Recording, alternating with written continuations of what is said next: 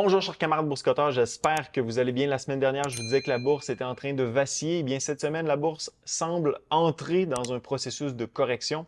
Si vous regardez le S&P 500 par rapport au record ultime qu'il a connu il y a 2 semaines, eh bien, on a perdu environ 5% et ce processus de baisse sur les marchés boursiers risque de se poursuivre au courant des prochaines séances.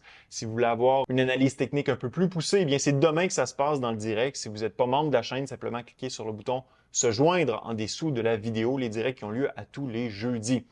Alors, pourquoi les marchés corrigent de la sorte? Eh bien, c'est quelque chose qu'on attendait sur la chaîne depuis déjà plusieurs semaines. J'avais fait une vidéo il y a environ 2 mois où je disais les marchés boursiers ont peur et une correction est-elle à prévoir? Eh bien, on semble justement entrer dans ce processus de correction. Pourquoi j'avais fait cette vidéo?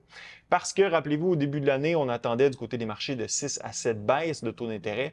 Au courant du mois de février, on était passé de 4 à 5 et actuellement, on est passé à essentiellement une baisse pour ce qui est de 2024, même que certains analystes avancent qu'il pourrait ne pas y en avoir du tout. Alors, Powell, hier, lors d'une conférence conjointe avec Tiff McClean, est revenu quelque peu sur sa position, la position qu'il avait durant sa dernière conférence de presse, à l'effet que la tendance inflationniste actuelle n'est peut-être pas qu'une seule bosse sur la route. En fait, Jérôme Powell a réitéré le fait qu'il voulait avoir beaucoup plus de confiance dans la tendance qu'allait prendre l'inflation avant d'introduire une baisse de taux d'intérêt. Et ça a brassé quelque peu les marchés qui, encore une fois, sont dans ce processus de réescompte des potentielles baisses du côté de la Réserve fédérale américaine. Présentement, une baisse est escomptée pour le mois de septembre prochain, mais compte tenu que c'est si près de l'élection américaine qui va avoir lieu au début novembre, c'est possible que la Réserve fédérale américaine n'introduise pas de baisse de peur d'endommager ou de tacher sa réputation d'indépendance par rapport aux politiques, donc pour ne pas finalement influencer l'élection américaine. Par contre, si les données économiques l'exigent, parce qu'on est dans une situation qui n'était pas prévue, où l'économie américaine se dégrade plus rapidement qu'anticipé, alors là, effectivement, elle n'hésiterait pas à intervenir. Mais si la situation économique continue comme elle est actuellement ou qu'elle se dégrade, mais très, très, très lentement, la Banque centrale des États-Unis pourrait se retenir à intervenir de peur d'entacher sa réputation d'indépendance par rapport aux politiques, de peur de se faire accoler une étiquette d'agent voulant influencer l'élection américaine en faveur du gouvernement en place. Autre élément aussi qui a participé à brasser quelque peu les marchés, ce sont les données de vente au détail aux États-Unis qui ont été publiées cette semaine à 0,7 %. Elles étaient beaucoup plus élevées que le consensus qui était de 0,3 %. Et là, on est venu réitérer à travers ces données le fait que l'économie américaine est résiliente. La consommation est toujours là.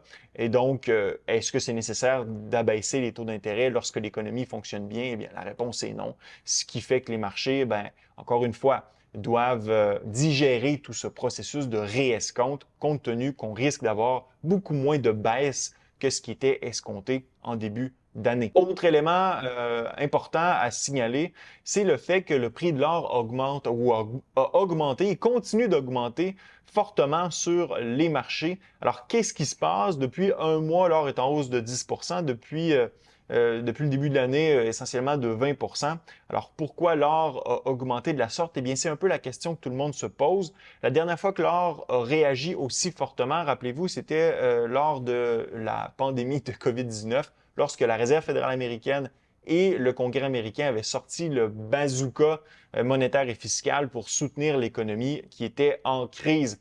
Alors, est-ce que le marché de l'or est en train de nous envoyer un signal qu'on est sur le point d'entrer dans une deuxième phase d'inflation aux États-Unis? C'est pas impossible. On essaie de comprendre ce que veut nous dire l'or, mais c'est difficile d'en faire la lecture. Si vous avez une idée, laissez-moi savoir d'ailleurs dans la zone commentaire. Du côté du Canada, parce que, je le rappelle, lors de la conférence qui a été donnée hier, Tiff McClean était là. Et non seulement ça, les données de l'inflation pour le mois de mars ont été publiées hier par Statistique Canada et l'inflation était en hausse par rapport au mois de février. On est passé de 2,8 % en février à 2,9 %. Les attentes étaient de 2,7 %, donc on a déçu un peu de ce côté-là. Est-ce qu'on est en phase de réaccélération au Canada comme c'est le cas aux États-Unis? Rappelez-vous, les enquêtes qui ont été menées par la Banque du Canada du côté des consommateurs et des entreprises canadiennes témoignaient d'une hausse des anticipations d'inflation Est-ce qu'on est en train de voir ça se concrétiser du côté de l'économie? Je ne pense pas pour l'instant parce que lorsque vous regardez là, les détails des différentes composantes qui ont participé à faire augmenter l'inflation au pays, eh bien, c'est essentiellement ce qui est relié au prix de l'énergie. Les voyages organisés, le transport aérien, l'essence, donc tout ça est lié de près ou de loin à l'énergie. On sait que le baril de pétrole a augmenté au courant des dernières semaines. Eh bien, ça l'a fait monter l'inflation. Lorsque vous retirez justement l'essence, eh bien, l'inflation, au mieux, elle stagne. On est resté à 2,8 ce qui fait que le travail est comme mis sur pause là, avec ce qui a été publié au courant du mois de mars. Du côté des données mensuelles, les données ne sont pas extrêmement réconfortantes non plus parce que lorsque vous annualisez les 3 derniers mois d'inflation, vous arrivez à 3,6 ce qui est beaucoup plus élevé que la cible de 2 de la Banque du Canada. Par contre, du côté des données fondamentales de l'inflation au pays, il y a des signes d'encouragement. L'inflation, l'IPC-com est passé sous la barre des 3 tout comme l'IPC médian, donc de 2,9 pour l'IPC-com, 2,8 pour l'IPC médian. Pour ce qui est de l'IPC tronqué, on est à 3,1 mais on devrait passer sous la barre des 3 lors de la prochaine publication de données qui va avoir lieu au mois de mai. Donc, ce sera à ce moment-là les données d'avril. Si la tendance à la baisse se poursuit. Mais Tiff McClain a lui aussi été clair qu'il s'attendait à ce que à avoir une bonne confirmation que la tendance de l'inflation était à la baisse avant d'introduire une baisse de taux d'intérêt au pays. Prochaine décision de la Banque du Canada, c'est le 5 juin prochain. Donc, il va vraiment falloir attendre les données qui vont être publiées au mois de mai pour statuer sur si la banque va introduire une baisse ou non de son taux directeur. Et comme je le disais la semaine dernière, je ne gagerai pas ma paye là-dessus pour l'instant. Reste à voir quelles vont être ces données. Le budget aussi canadien qui a été publié hier, et ça pourrait avoir une influence sur la politique monétaire. C'est un budget qui est extrêmement dépensier.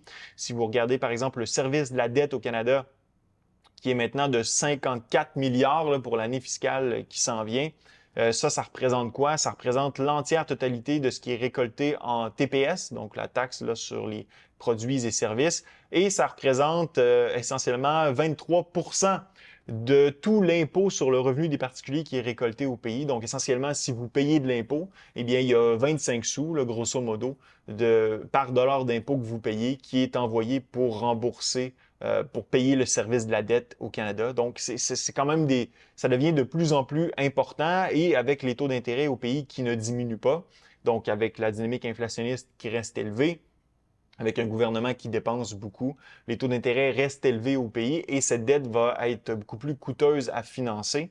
Et là, est-ce qu'on pourrait tomber dans une dynamique de dominance fiscale au Canada, comme ce qui est potentiellement en train de se concrétiser au sud de la frontière? Ben, c'est pas impossible. Alors là, ben, ça pourrait dire que justement, la Banque du Canada serait forcée à intervenir pour abaisser son taux directeur afin de s'assurer que l'état des finances publiques au pays reste soutenable. Autre élément qui a été introduit dans le budget de Trudeau, eh bien, c'est des hausses d'impôts. Oui, on a utilisé le riche, donc essentiellement les hausses d'impôts, c'est quoi? C'est un tour de vis sur le gain en capital. Donc, j'ai tweeté là-dessus pour aller voir, puis tous les détails sont sur Internet pour expliquer cette hausse sur le gain en capital. Mais essentiellement, ça a un impact non pas seulement sur les riches, mais tous ceux qui ont une résidence secondaire, un chalet, qui ont des propriétés terriennes, peu importe, qui vendent des actions qui ne sont pas dans des comptes enregistrés.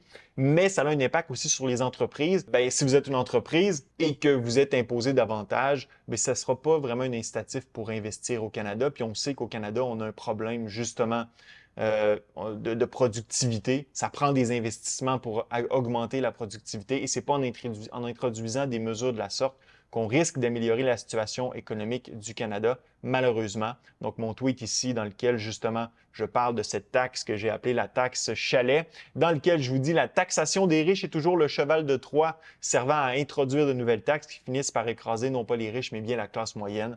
Donc, on commence toujours par dire que c'est les riches qu'on veut taxer, mais finalement, la taxe finit toujours par s'appliquer par ceux qui ne sont pas riches ou qui finalement sont jugés riches par le gouvernement parce que la taxe finit par s'appliquer à ces derniers. Donc, si on tombe finalement en dominance fiscale, que la Banque du Canada se met à intervenir parce que, bon, peut-être que l'économie se détériore, mais aussi peut-être parce que les finances publiques se détériorent, abaisse son taux directeur alors qu'au sud de la frontière, le taux directeur reste le même. Eh bien, Tiff Macklem a abordé un peu ce sujet-là durant la conférence qu'il a donnée avec Jérôme Powell. Et le fait que le Canada détient sa propre devise, bien, ça lui permet d'intervenir de la sorte en abaissant son taux directeur alors qu'aux États-Unis, ils ne le font pas, même si le fait que les économies américaines et canadiennes sont très interconnectées, tout comme le système financier. Donc, habituellement, on s'attend à ce que les politiques monétaires fonctionnent en parallèle, mais la Banque du Canada a la latitude pour agir si l'économie canadienne se détériore, notamment parce qu'elle est plus sensible, par exemple, au cycle des commodités, chose que les États-Unis sont beaucoup moins sensibles. On le sait parce qu'on est un producteur de pétrole, on est un producteur de ressources naturelles. Bref, si la Banque du Canada se met à agir, donc à couper son taux directeur alors que la Fed maintient le sien, eh bien, c'est la devise qui va en souffrir. Eh bien, et c'est nous aussi parce que la plupart des biens qu'on importe proviennent des États-Unis. Donc, notre devise qui vaut moins fait que les prix des biens importés coûtent plus cher. Donc, c'est notre pouvoir d'achat qui se trouve à être impacté finalement.